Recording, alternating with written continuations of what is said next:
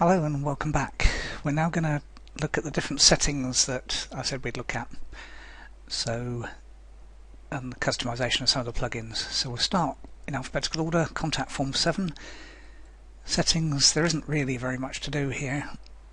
Basically there's already, it sets up a contact form and it gives you what it calls a short code. So we copy and paste that, go across to pages, click on add new, and we're going to go for a contact form.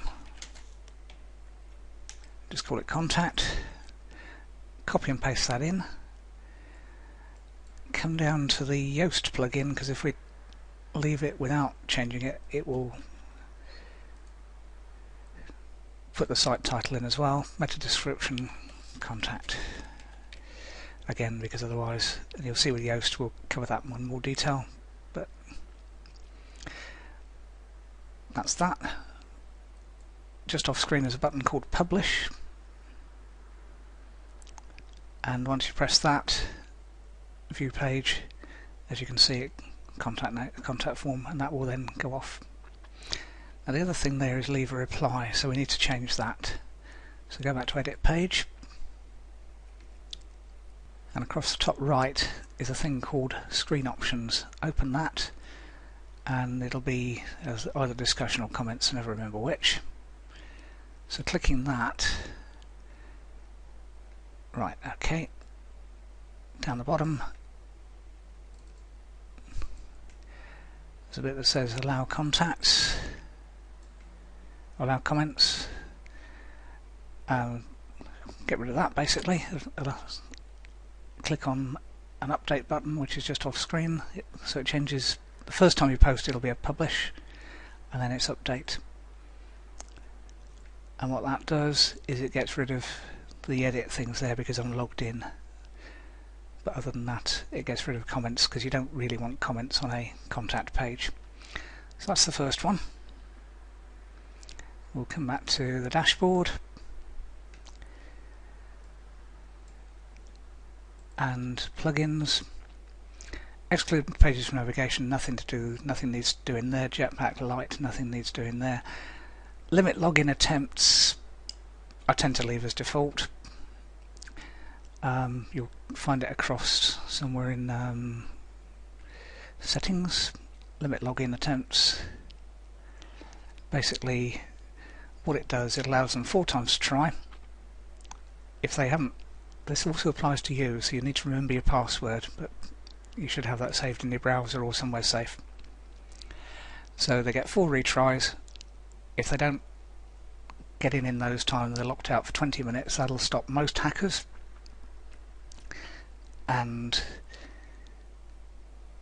basically it increases in,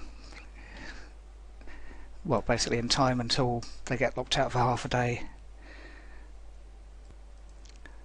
Sorry, for a day, and then the things reset after 12 hours. What you'll find if you, I find that box too scary, the email to admin, but you can do that and you'll get notified when that's happened. But basically it does its job and you don't really need to change in the defaults. Spam-free WordPress settings, again, the only thing you need to do, I've got a license key there, but if you haven't got that, there's a little thing appears in the bar at the top and says go off and get a license key. You need to do that with it. They don't spam you, they don't send you lots and lots of emails or anything like that, and pretty much although that says needs attention, it doesn't. I don't really care about the stats on spam as long as it's stopping most of it. So that's that plugin. WordPress database backup, yes, that does need a change, so that comes under one of those. Bear with me a second. I should actually read the bit there that says go to Tools Backup.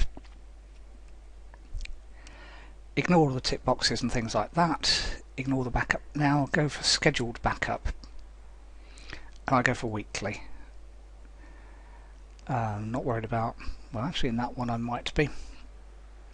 So if there's other things that it could potentially include, it will offer to include them, but it's quite intelligent. And what that will do is just, once I've set it up, once a week it will send me a backup. As you can see, schedule backup options saved, and it will send everything, which means if all went wrong, if anything needed to happen with WordPress, if someone hacked the site or anything like that, I've got a fairly recent backup. If you're changing your site daily, then put it daily. If you're changing it more often, twice daily or even hourly. But weekly I find is usually okay, and then I go back to my inbox every now and then and clear out all the old copies, because you don't need the old copies, you just need the most recent. So we're working our way down the list. Got as far as database backups. We'll come on to the other three settings. We'll probably spend the whole of the next video on WordPress SEO, and then we'll cover the other two. So see you in the next video.